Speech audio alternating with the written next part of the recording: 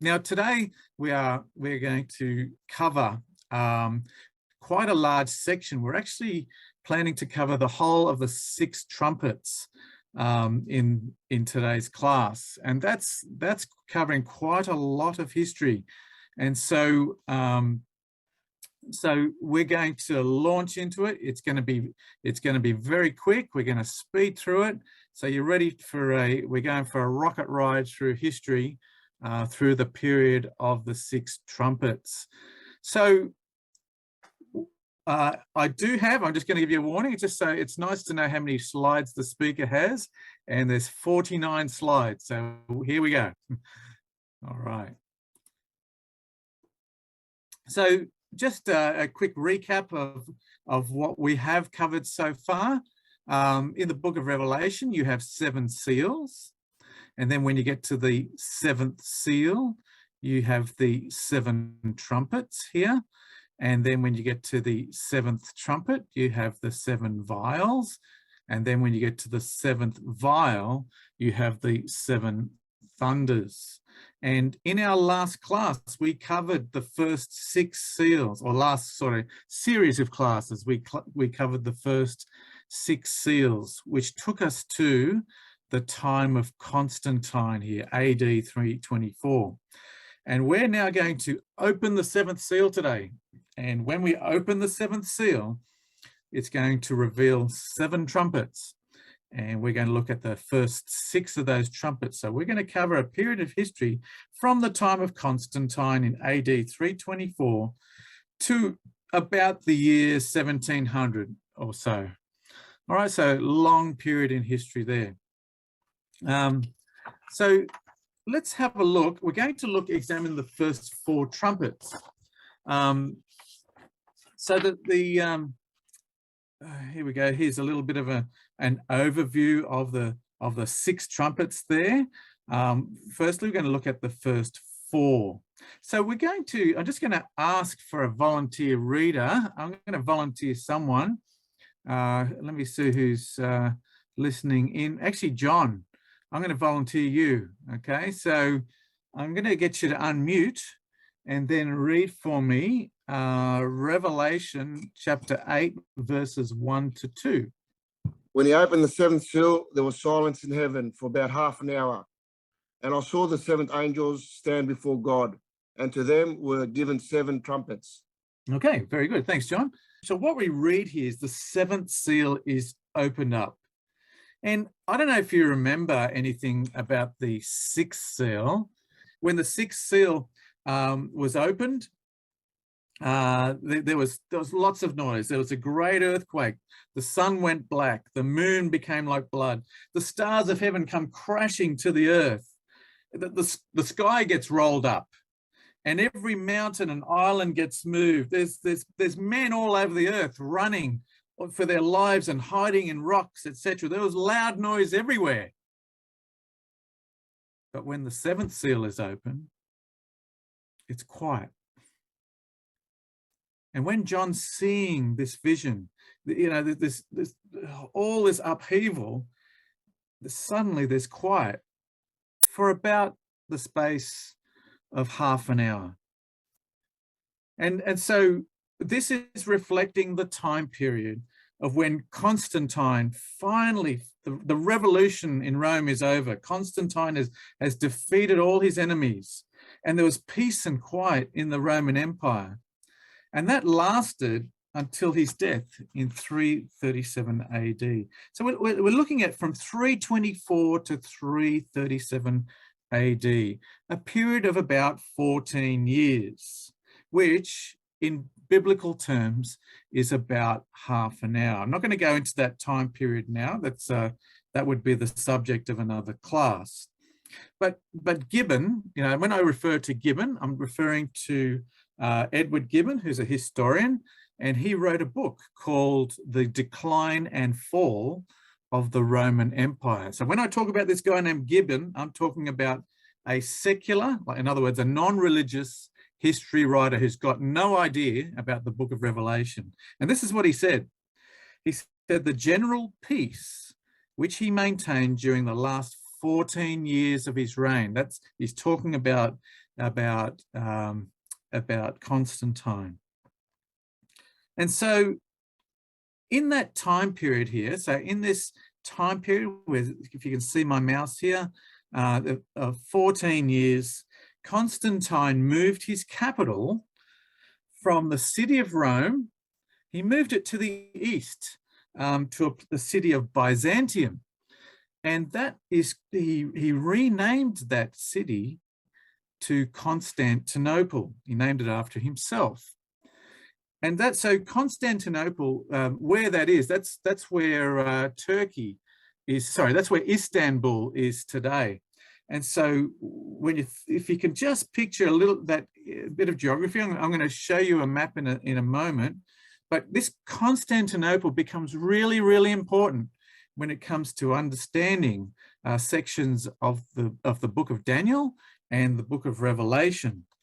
So we're going to be talking a lot about Rome and Constantinople today.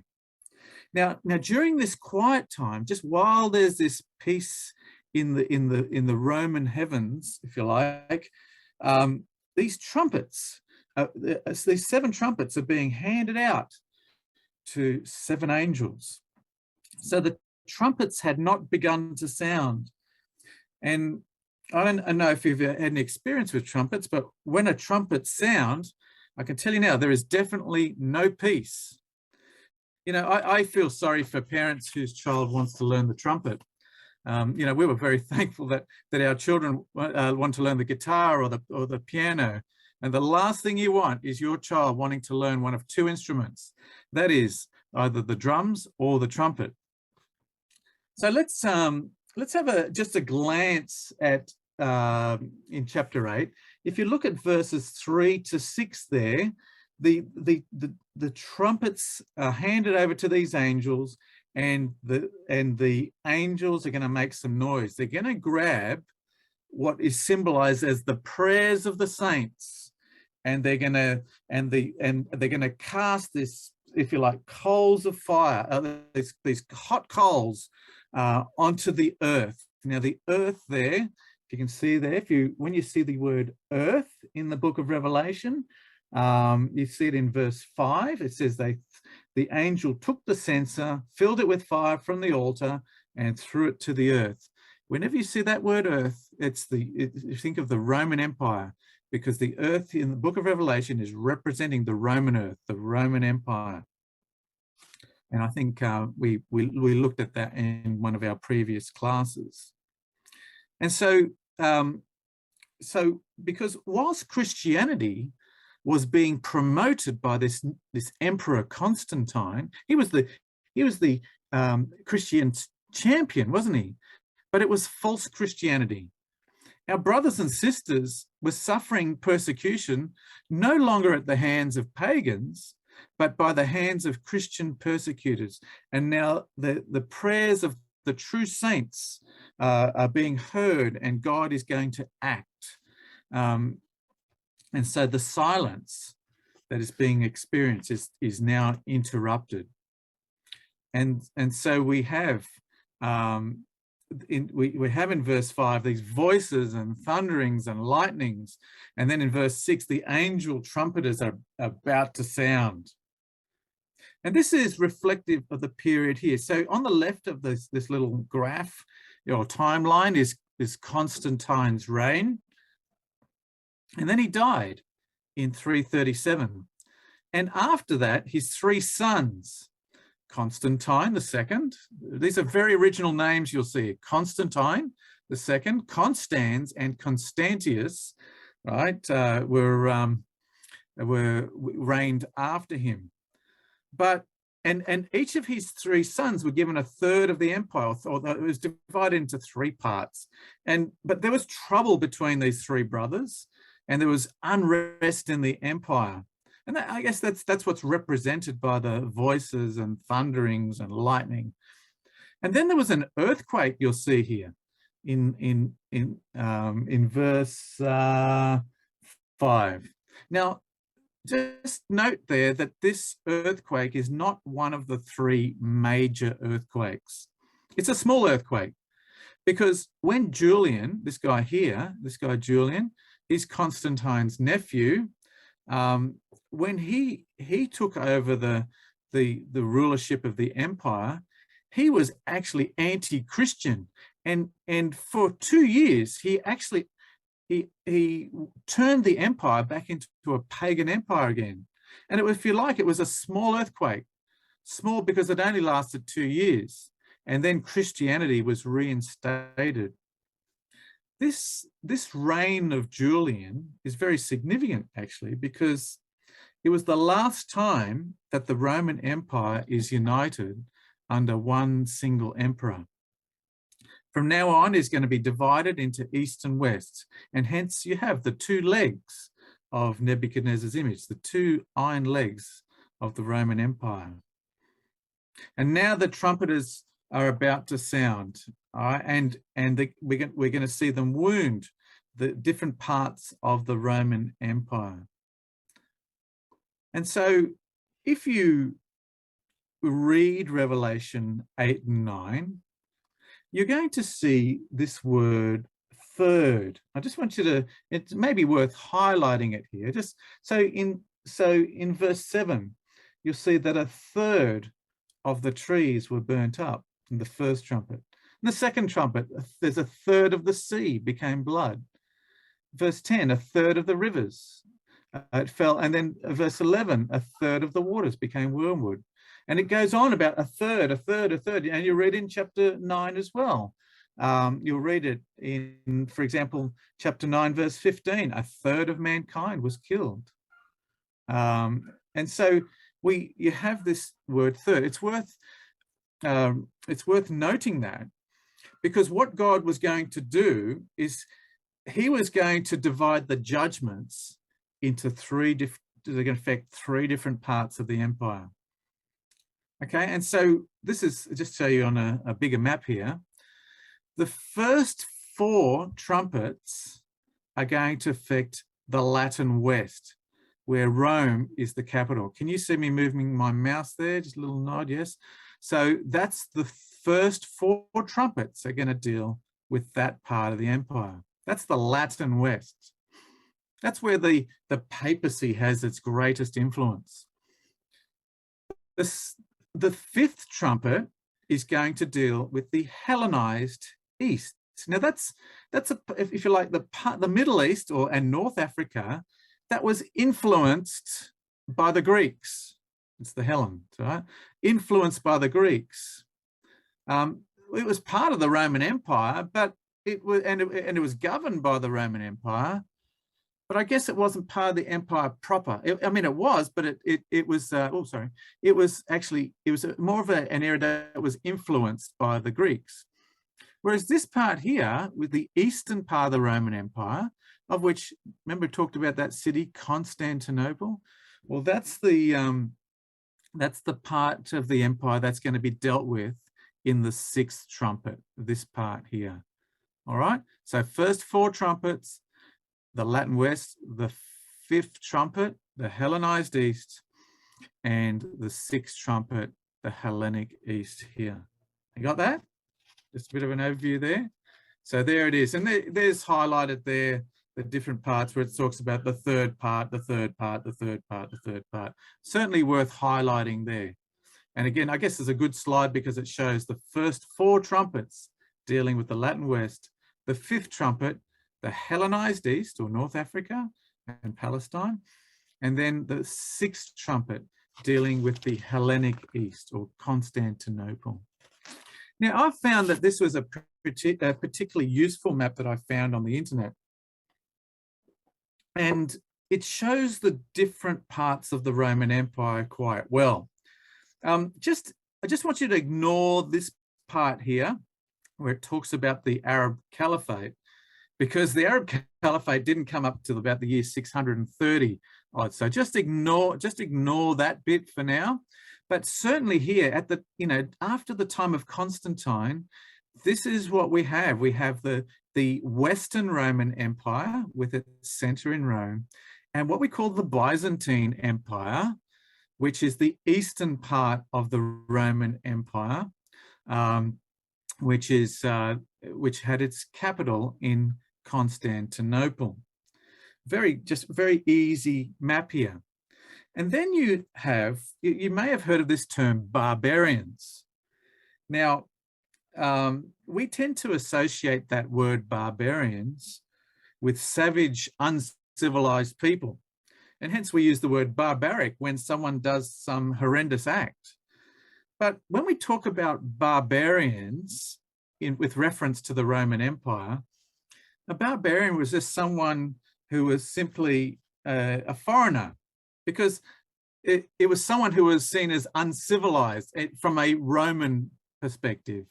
So if you were a Roman living in the Roman Empire, you had these certain laws and, rules and, a government and so forth. You lived in a civilized society. These tribes out there, you saw them as foreigners, as barbarians, but they were Germanic tribes. And barbarians didn't mean that you were a barbaric people. For example, if on Malta, if you have a King James version, I think it's in the margin or something, you'll find that it's the word barbarians used to describe the people of Malta. And perhaps the most savage that the Maltese could do is probably will catapult pastizzis to you or something like that. But they weren't barbaric people. And same with the Germanic tribes. These Germanic tribes, these people had families. They cared for their young. They were not savages. But what it is these people were going to get pressure now from another barbaric people, and these were barbaric people. These were a savage fighting force called the Huns. Okay, so the Huns, who came out of this part here, what we know as southern Russia or Kazakhstan, these were nomadic. Mongol. They were fierce Mongolian people who came and invaded Europe, and they spent their lives on horses. And these men were known to eat on horses. They were known to sleep on horses. They were known to brush their teeth on horses. Actually, I don't think they had teeth. They were fierce in battle. They were bearded dwarfs who just cut down everything in their path. These were savage, uncivilized people. And because the Huns were pressing westward, the Germanic tribes who were in this area were being pushed in towards the Roman Empire. So tribes we call like the Goths, but we hear of these tribes like the Goths, the Vandals, and so forth. These were Germanic tribes who were being pushed into the Roman Empire and onto the borders of the empire. Now, if you can see this river, I've got the mouse over it here. That's called the Danube River, and that was the border of the Roman Empire. And what we had, you have these Germanic tribes, these Goths, being pushed against the border. So you got the Romans stopping them one way, and you got the Huns pushing them the other way. And so what happened was the Germanic tribes, like the Goths, were trying to, they pleaded to the Roman Emperor, said, can you please let us in the empire? Where we need some land, we need some food, and the Romans did let them in eventually, but they treated them very badly. In fact, the Romans, because the Goths were so starving, they traded their children as slaves to the Romans, and if you like, the pressure from the Huns and the cruelty of the Romans created the situation that would eventually destroy the Western Roman Empire. This was the angels preparing themselves to sound. And so we have the first 4 wind trumpets. We call them wind trumpets because in the chapter before, in Revelation 7 verse 1, John sees these 4 angels standing at the 4 corners of the earth, holding the 4 winds, just holding them back from blowing before the first 4 trumpets are blown. the wind trumpets. I just want you to remember that. The first four are wind trumpets. I found this map in Wikipedia, and again, it's a secular website here, and it's and I just found it's quite useful because it shows the invasions of the Roman Empire from the Germanic tribes coming from all different directions. And you're going to think, well, hang on, you said the Germanic tribes lived up here in the north. Well, how come now they're going to attack from the south? Well, we're going to see how the Vandals ended up in North Africa, of all places. But you can see that the winds, the four winds, are going to blow in all directions to destroy or to wound the Western Roman Empire. So when we're going to come to the first trumpet here, it's in Revelation 8 verse 7. John, if you're still handy there, I might get you to read that, please. Revelation 8 verse 7. The first angel sounded, and a hail of fire followed, mingled with blood, and they were thrown to the earth. And a third of the trees were burnt up, and all green grass was burnt up. All right, thanks. So just very quickly here, the trees representing the people who stand up tall, the rulers, and the grass representing the common people. This first trumpet was going to affect the rulers and the people.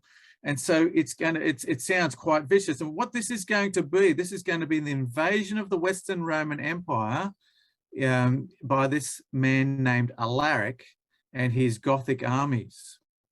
And so what we have here is that, just a little bit of history here, is that the Romans, like I said, made this treaty that with the Goths, and and they're even many of the Goths were enlisted in the Roman army.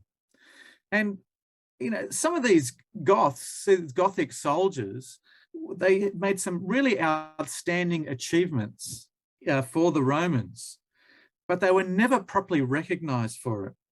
And this guy named Alaric, he became the leader of the Goths. And because of, again, the injustices caused by the Romans, he turned against them. He turned against the empire. And his Visigoth army made multiple incursions, firstly, here in the eastern part of the empire. But then what he did was he turned against the west. And the Romans had this famous general named Stilicho, and he withstood Alaric on a number of occasions. But the Romans, because of various, I guess, personality clashes, we could call it, they executed their great military leader, Stilicho, and Alaric was able to march down the Italian peninsula and besiege Rome itself. He held a siege in 408 AD and starved the city of Rome. And then the people ended up offering this huge tribute, this payment of 5,000 pounds of gold. It's just an incredible amount of money just to say, get out of here. But then two years later, he came back, and in 3 days, he sacked the city of Rome. And when we talk about sacking the city of Rome, that means many of its buildings and monuments were just burnt and pillaged by Alaric the Goth. And this was represented by this first trumpet of hail and fire. And here we have a slide there.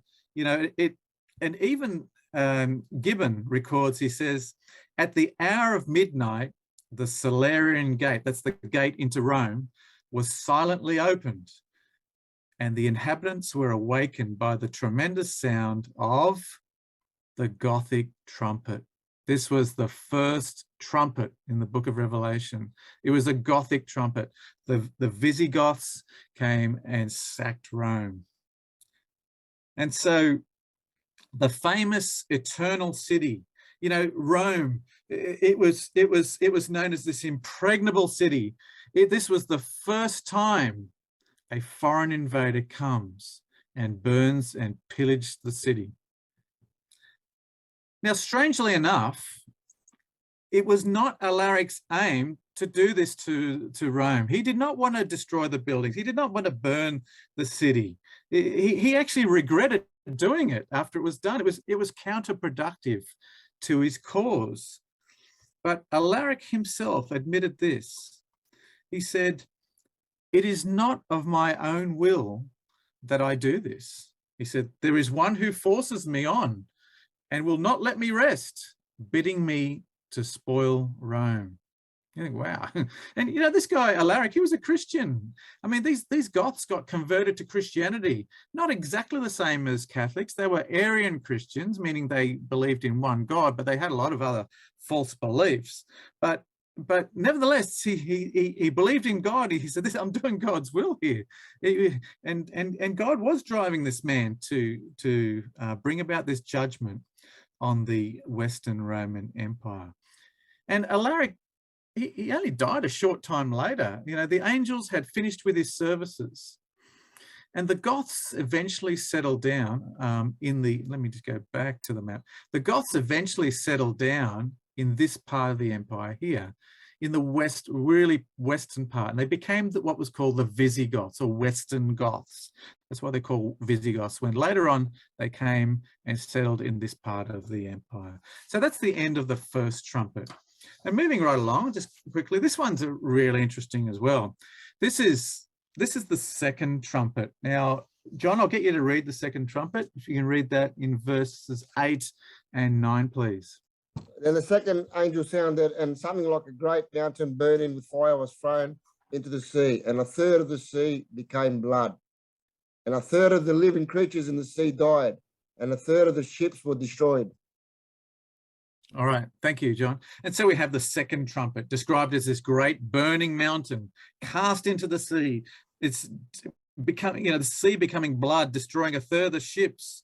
You know, this mountain, a mountain on fire, is symbolic of a destroying power. And in this case, the sea is giving us an indication of geographically of where this is going to be. It's got something to do with the Mediterranean. Now, what possibly happened in the Roman Empire that meets this description?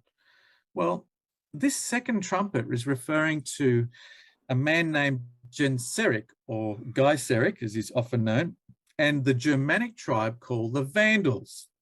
And this trumpet begins in 429 AD. Whoops.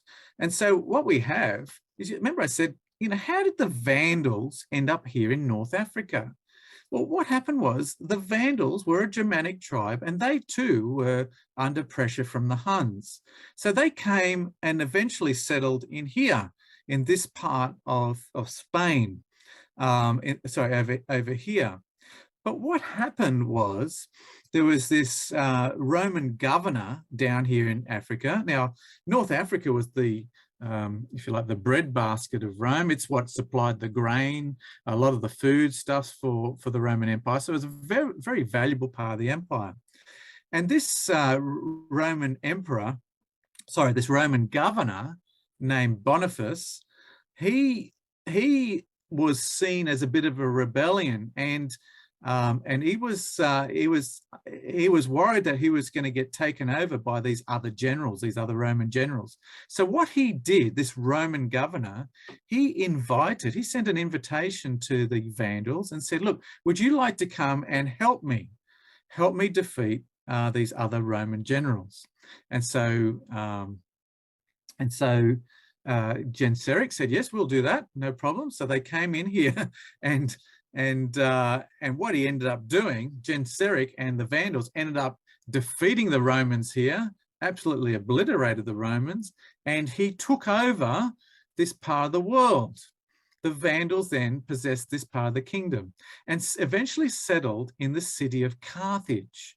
I don't know if you can see that there. Carthage is a really major seaport in the Mediterranean. It's the seaport which is going to transport all this food into the Roman Empire.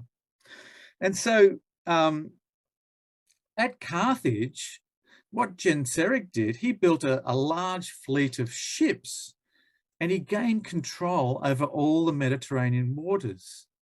And Genseric became a pirate. And so what happened was Genseric one day decided we're going to go up and sack the city of Rome, and they did. And they actually the previous sacking of Rome by Alaric was like a Sunday school picnic compared to this one. Everything was just destroyed. Like buildings were just burnt. Place was just pillaged. Just everything, you know. Genseric, he tore apart temples, destroyed public buildings. He robbed private houses. He plundered the emperor's palace. They destroyed works of art, carried away anything that was valuable. And hence, this is where we today get the term Vandals. It actually comes from this Vandal tribe. Okay, it's true. It's that's where we get it from. Someone who performs destructive acts. This guy was a pirate, and he plundered the coasts of the Italian peninsula. He caused a lot of damage to the empire, and he terrorized the Mediterranean with his pirate ships. And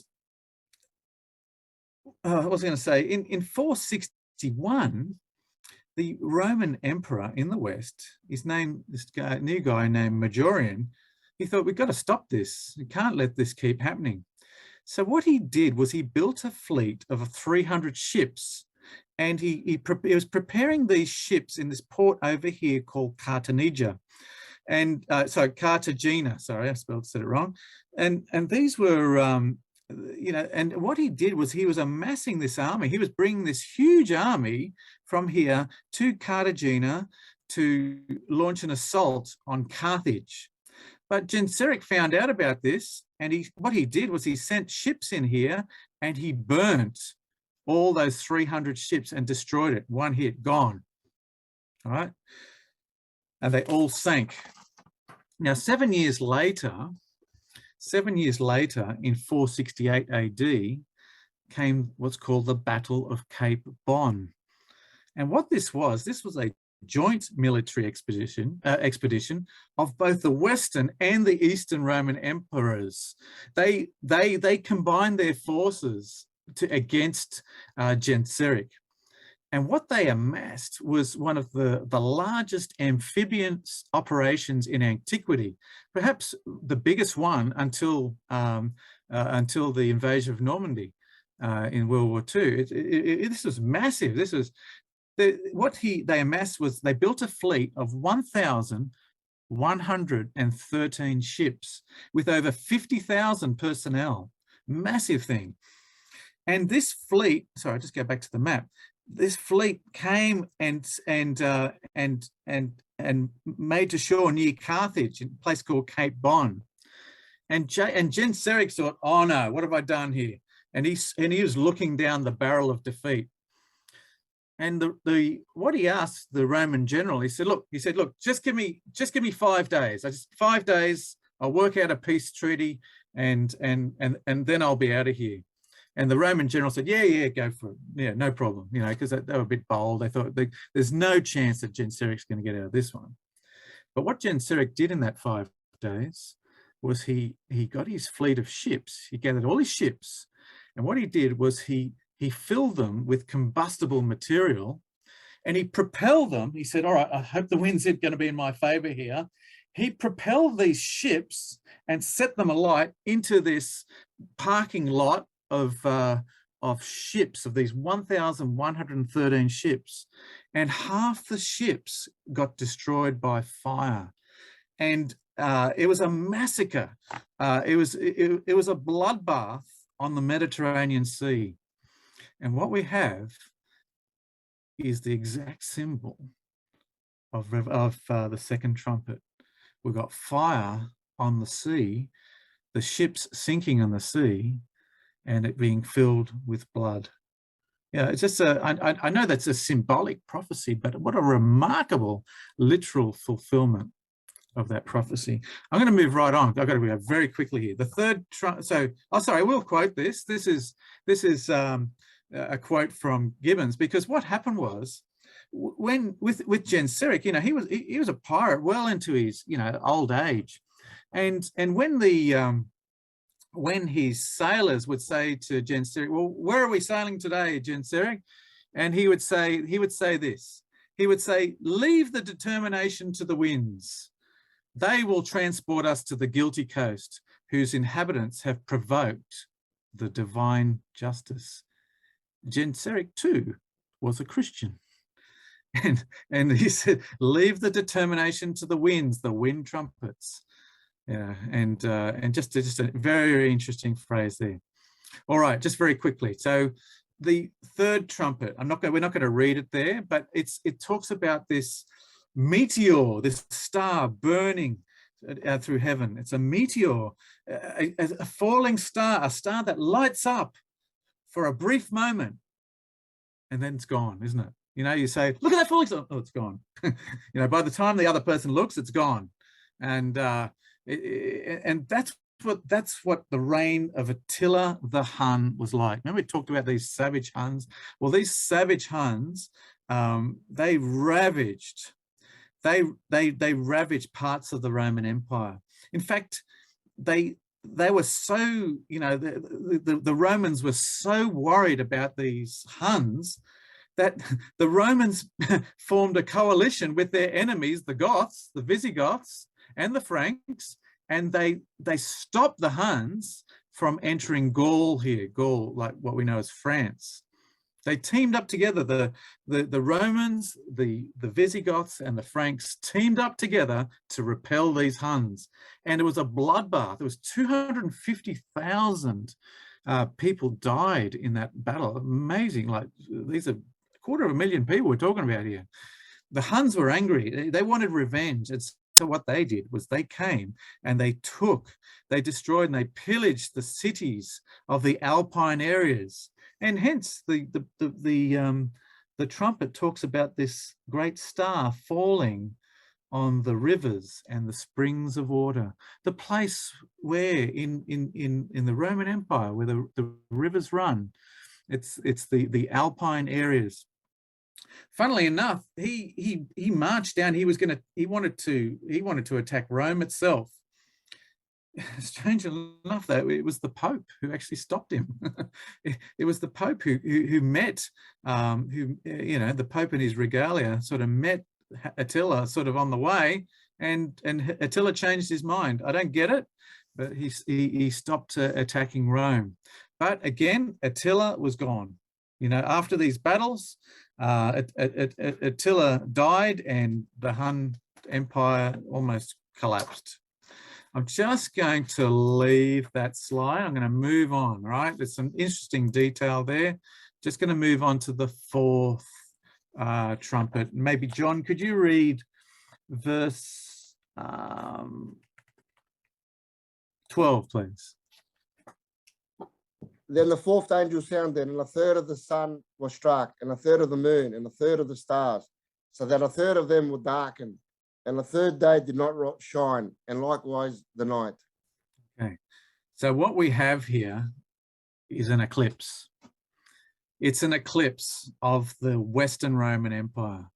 This is the year 476 AD is the official year that the Western Roman Empire collapsed. It was going to be eclipsed. Okay, that's the description of an eclipse there. And what happened was the Roman Empire just kept declining with these you know, invasions of these barbarian nations. And this guy named Odoacer, who was a Goth, who was in the Roman army, but he became a military leader, and he eventually took over the Roman Empire. He deposed of the last Roman emperor, whose name was Romulus. And it's a really strange coincidence of history, isn't it? Because the first emperor of Rome, or the first, you know, monarch or the king of Rome, was Romulus. And the last one was named Romulus as well. And so Odoacer, who's a foreigner, is going to now become the ruler in Rome. We've got a foreign ruler in Rome, and hence we have the eclipse of the Roman Empire. And what happened was this other guy named Theodoric. Theodoric was an Ostrogoth or an Eastern Goth. And what happened was this Theodoric was sent as a hostage to the Eastern Roman emperor named Zeno. And though he was a hostage, he was treated well. He was educated in Constantinople. He was sort of almost raised in the emperor's court, and he ended up becoming a military leader in the Eastern Roman Empire. And this Emperor Zeno, he didn't like Odoacer very much, and he ended up commissioning Theodoric to go and to defeat Odoacer. And what happened was there were a number of battles. Eventually, Theodoric and Odoacer came to this peace treaty. And in this city called Ravenna, which is up here to the north of Rome here, they had this peace treaty, and 10 days later they thought they'll have dinner together to celebrate this peace treaty. And all of a sudden, Theodoric gets his sword out, and he gets it, and he cleaves Odoacer. His sword goes through the collarbone all the way down to the hip. And you know what he said? He said, I knew this scoundrel didn't have a bone in his body. And Theodoric then becomes the Gothic king and firmly establishes what we call in Bible terms the Gothic head. Remember, this is the subject of another class, but those who know what I'm talking about here, the sixth head was wounded. What a graphic way to show that sixth head was wounded, but not unto death. Remember?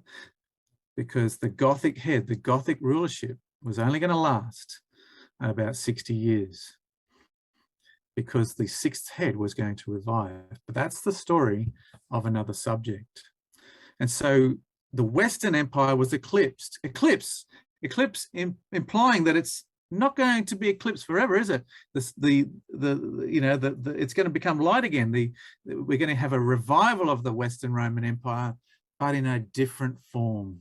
That's going to come in the form of what we call the beast of the sea and the beast of the earth.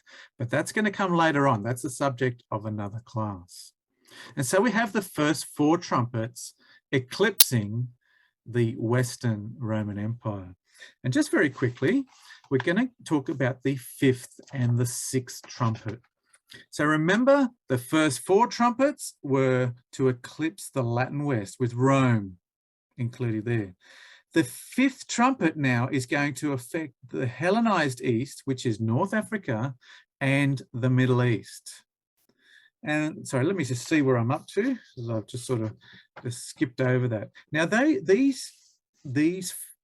last three trumpets, we're only going to talk about the fifth and sixth tonight, but the last three trumpets are called woe trumpets. Woe, woe, woe to the inhabitants of the earth. It says in Revelation 8, verse 13. They're called woe trumpets. They're going to be worse than the first four because these are going to end up in the death of the Eastern Roman Empire. Okay, so this was going to happen.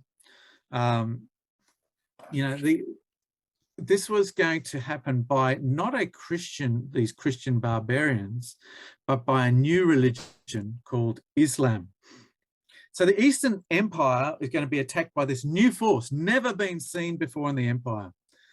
The fifth trumpet will be the invasion of the empire by the Saracens. Now, the Saracens, if you want to think, are Muslim Arabs. They would swarm in large numbers over the Middle East and conquer the Middle East, North Africa, and they'd even eventually get into Spain. And it all started with this man named Muhammad. Now, you've probably heard of Muhammad before. Muhammad was born about 570 AD in this city of Mecca in Saudi Arabia, or Arabia, I should say. And at the age of 40, Muhammad is reported to have received a visit from the angel Gabriel. And thus he allegedly had his first revelation from God. And in 613 AD, he began preaching this monotheistic God with all these, and talked about all these revelations that he had, and he gained a following in Mecca. But some years later, about 9 years later, Muhammad and his followers were rejected, persecuted by the people of Mecca, and he fled from Mecca to this other city called Medina to avoid persecution. And in Medina, Muhammad began gathering an army, and he won several battles. Now, by the time of Muhammad's death in 632 AD, most of this Arabian Peninsula had converted to this new religion of Islam. And after his death, Muhammad's friend, now the names are all familiar, listen to this, it's Muhammad's friend whose name is Abu Bakr, he became the first Khalif. Now, what is a Khalif? A Khalif is he's going to become the Islamic ruler over Islamic controlled territory. So he's the ruler over the people, over the temporal affairs, plus the religious affairs as well. That's the Khalif. And hence what we have in green is what we call the Caliphate. It's the Islamic Empire. Now, do you remember, you know, when we had ISIS and ISIL and, you know, Islamic State, what they were trying to resurrect the Caliphate that existed back in the 600s and the 700s. They were trying to resurrect that unsuccessfully, but they tried. And so, and by the time, I was going to say, Muhammad's successors managed to conquer most of this area in green by the year 654 AD. And what we have here is the Hellenized third of the Roman Empire was dealt a huge blow. Now, how much time I have? I'm just going to throw a few symbols in here. You see here in Revelation 9, verse 2, it says that he opened the bottomless pit, he being the star fallen from heaven, verse 1. That's talking about Muhammad. He opened the bottomless pit. Now, what's the bottomless pit in Revelation? Well, the bottomless pit is talking about Europe, all right, the place where the harlot sits, because in Revelation 17, remember the harlot, the beast, it comes out of the bottomless pit. That's what it says. And so that's the dirgy waters of the, you know, the peoples, nations and tongues of Europe. But what in verse 2 is, it's not the bottomless pit that he has the key to, because the word for bottomless pit in verses 1 and 2 is different. I don't know if you've got it in your margin there, but where it says bottomless pit, there's an extra word added. It's not the word abyss or abusos, it's the word frua abusos. It means the shaft. It's the shaft or the pit that leads to the abyss. See, the abyss is Europe. The shaft that leads to the abyss is this part of the Middle East here. It's these nations that lead into the abyss. And I think this diagram shows it quite well. Right, what Muhammad was given to was he was given the key to the shaft of the bottomless pit, right? Because he did not conquer Europe. The Saracens didn't conquer Europe. In fact, the Saracens were conquered. Like they got into Spain. They attempted to conquer all of Europe, but it was the Franks here in Gaul who saved the day. Otherwise, Europe would have been an Islamic nation today if it wasn't for the Franks. And so just moving right along, the symbol that's used here is the symbol of the locust. And the word for locust, the Hebrew word is arbe, which sounds very similar to the Hebrew word for Arab, the way the Hebrews would say Arab. And it uses the symbol of the locust. Now, locusts come swarming and devouring all this territory. And in history books, the Arabs are described as these swarms of people coming to conquer the land. I think I'm going to leave it there. I was going to talk about the heads like horses and the gold, the gold referring to the turban, the golden turbans, the yellow turbans that the Saracens wore. But I'm going to leave that there, all right? I'll leave that there, but the time periods as well, because we're running out of time. But what was interesting, actually, this is interesting. What was interesting was the mission statement by this guy named the Khalif, the first Khalif, Abu Bakr. You know what he said? He said, destroy no palm trees, nor burn any fields of corn. Cut down no fruit trees. Don't do any mischief to cattle. So they weren't going to be like the Huns and sort of burn and pillage everything. Just only kill what you need to eat. But what you will find, you'll find another sort of people that belong to the synagogue of Satan who have shaven crowns. Be sure to cleave their skulls. This guy was anti-Christian. He wanted to destroy the Catholic system of Europe, or the Orthodox, what was the Catholic system at that time in Europe. And so he, and that was his mission. And if you look at Revelation 9, verse 4, look what it says. I've got it on the screen there. They were commanded not to harm the grass of the earth, that's the people, or any green thing. It's totally contrary to a locust, isn't it? This is very uncharacteristic. Or any tree, but only those men who do not have the seal of God in their foreheads, talking about the clergy.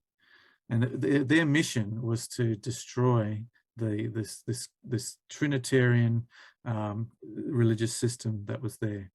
And so a third of the system was lopped away. I was going to read this quote from actually I will read it. It just says here, the empire lost one of the three great divisions of the empire, that namely in which neither Greek nor Roman civilizations had ever thoroughly taken root. In other words, the Hellenized third of the Roman Empire. That's from this historical geography book of Europe there. Just the last trumpet, just very quickly. The last trumpet, the Sixth Trumpet, is referring to the Turkish invasion of the Eastern Roman Empire. And so, whereas the Fifth Trumpet, if you want to highlight these words, in the Fifth Trumpet, there was torment in verse 5. In verse 6, there was the desire to die, but they didn't die. In verse 10, their power was to hurt men 5 months. But it doesn't talk about death, does it? Whereas you come to the Sixth Trumpet, in verse 18, you'll see by these 3 plagues, a third of mankind was killed. Verse 15, go back a couple of verses. It says, the 4 angels who had been prepared for the hour, day, month, and year were released to kill a third of mankind. This whilst the Fifth Trumpet was going to wound the Eastern Roman Empire, the Sixth Trumpet was going to kill it, and kill it for good. And so we have the 4 waves of the 4 angels, which are going to be loosed in verse 14. Release the 4 angels who are bound at the great river Euphrates. And these were the Seljuks, the Mongols, the Timurids, and the Ottomans. I would have loved to have spent a bit of time talking about this because it's very, very interesting. But I'm just going to go straight over to the fall of Constantinople here. See, until the Sixth Trumpet, this city of Constantinople had managed to survive. There was a time when, that city fell to the west. It fell to other places, but it basically remained the capital of the Eastern Roman Empire. Now, by the time the Ottomans came, and in about the year, sort of the 1400s, the only bits of the Eastern Roman Empire that were left were these in purple. Do you remember how big the Eastern Roman Empire was? Well, these are the only bits left in purple. So basically the city of Constantinople, this bit down here in Greece, but Constantinople had hardly anything left. They were sitting ducks against the Ottomans. The Ottomans had they had conquered all of what's called Anatolia, which is what we know as Turkey today. They had invaded the Balkans, so this area of like Albania, Bosnia, etc. That's why there's a lot of Muslims in the Balkans, because the Ottomans conquered that. And so Constantinople is being besieged. And in 1453, the Ottomans besieged the city of Constantinople. The siege lasted for 53 days. And it was eventually the walls were broken down. And how they did it was by the use of a cannon. This was just no ordinary cannon. This was the mother of all cannons. And it's just really interesting, the language of Revelation 9. Just have a look at these. Just look at the language here in verse 17. It says, "Thus I saw the horses in the vision, and those who sat on them had breastplates of fiery red, hyacinth blue, and sulfur yellow. And the heads of the horses were like the heads of lions, and out of their mouths came fire, smoke, and brimstone. By these three plagues, a third of mankind was killed, by the fire, the smoke, and the brimstone which came out of their mouths. For their power is in their mouths and in their tails. For their tails are like serpents, having heads, and with them they do harm." And just imagine the Apostle John. He's looking at this vision. He has no idea what he's looking at here. He's seeing this represented here, and you see there he's seeing the symbol of a cannon about 1200 years before they're even invented. And you think that is a perfect description. What John saw, what he's talked about, the power coming out of the fire, coming out of their mouths, and the power is in their tails. It's just, it's and the tails were like serpents, because they were, like the wick sort of thing. It was just a perfect description of the cannon. And the cannon was used to destroy the walls of Constantinople. And this is my last slide. This is now the Ottoman Empire. That was the Ottoman Empire in the year 1580, right? The height of the Ottoman Empire. The Ottoman Empire is described as the great river Euphrates. And it's like a flood, this flood of Ottomans, like the river Euphrates runs right through the Ottoman Empire and drains out into the Persian Gulf, right through here. And when the river was flooding, it represented the Ottoman Empire at its height. Well, we now live in the period of the seventh trumpet and the sixth vial. And the sixth vial is the drying up of the river Euphrates. It's the drying up. And we still live in that period, in that sixth vial. We are waiting for the coming of Christ, because Christ comes at the end of the sixth vial. And it says the river Euphrates will be dried up. And since the 1800s, the river Euphrates has dried up, not literally, but symbolically. The power of the territory of the Ottoman Empire has shrunk to just be the area of Anatolia, or the area of Turkey today. See, look what it was before. All the way here, all Ottoman Empire. It's shrunk. In 2022, the Ottoman Empire is drying up. The river Euphrates is drying up. That drying up will be completed when Russia takes control of Constantinople. When the little horn of the goat stands in Constantinople, once again, the power of Russia will take that. That Russia will become the king of the north when it occupies that part of the world. That hasn't happened yet. That will probably happen after Christ returns. And so that's where we leave our class today. And I'll just end with the words of Jesus, who says, "Blessed is he who keeps the words of the prophecy of this book." Thank you.